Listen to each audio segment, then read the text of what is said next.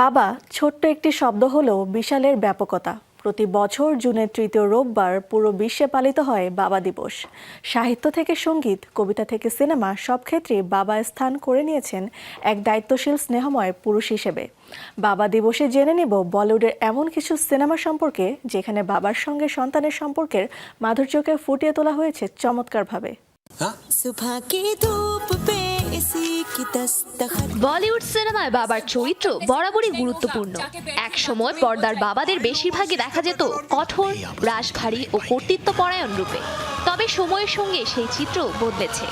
এখনকার বলিউডে বাবারা শুধু পরিবারের অভিভাবকই নয়, সন্তানের স্বপ্নের সঙ্গী, বন্ধু, অনুপ্রেরণা তারা, এবং কখনো কখনো সবচেয়ে বড় আশ্রয়। বাবা দিবস উপলক্ষে ফিরে দেখা যাক বলিউডের এমন কয়েকজন অন স্ক্রিন বাবাকে, যারা চরিত্রের গণ্ডি ছাড়িয়ে দর্শকের আবেগে জায়গা করে নিয়েছেন।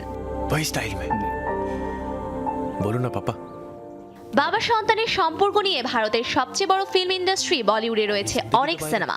এর মধ্যে 1997 সালে মুক্তিপ্রাপ্ত ভিরাসাত অন্যতম।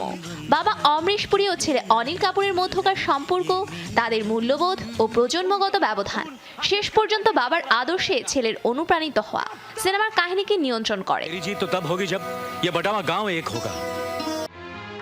1999 সালে মুক্তিপ্রাপ্ত আরেকটি সিনেমা সূর্যা বংশ। অমিতাভ বচ্চন একাই এই সিনেমায় বাবা ও ছেলের ভূমিকায় অভিনয় করেন। এছাড়াও দেশপ্রেমী, মাসুম, গান্ধী, মাই ফাদার, পা, আ গালে লাগ যা, মোহাব্বতে, বাগবান সিনেমাগুলোতে বাবা চরিত্র ছিল গুরুত্বপূর্ণ। দঙ্গল সিনেমাতে মহাবীর সিং ফোগাট চরিত্রে আমির খান ছিলেন আপসহীন এক বাবা। কঠোর প্রশিক্ষণ, ত্যাগ আর অদম্য বিশ্বাসের মাধ্যমে মেয়েদের বিশ্বমঞ্চে পৌঁছে দেওয়ার গল্পে তিনি হয়ে উঠেছেন বলিউডের অন্যতম স্মরণীয় বাবা। দৃশ্যমে বিজয় সালগাওকর একজন সাধারণ মানুষ, কিন্তু পরিবার বিপদে পড়লে তিনি হয়ে ওঠেন এক অসাধারণ বাবা। পিকুতে ভাস্কর ব্যানার্জি চরিত্রটি ছিল একই সঙ্গে বিরক্তিকর, হাস্যরস এবং অসাধারণ মানবিক।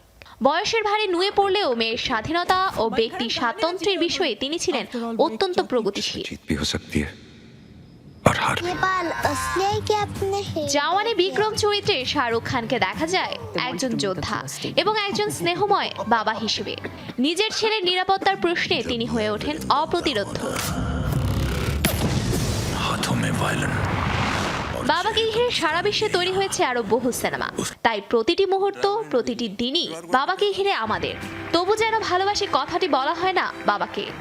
আজকের বিশেষ এই দিনে তাই বাবাকে জানিয়ে দিন নিজের অনুভূতি। 28 साल से तुम्हारे पापा होने का एक्सपीरियंस है। Happy father's day. थोड़े बहुत जवाब तो मैं भी देना सीख गया हूँ। Safura Afrin, showbiz tonight.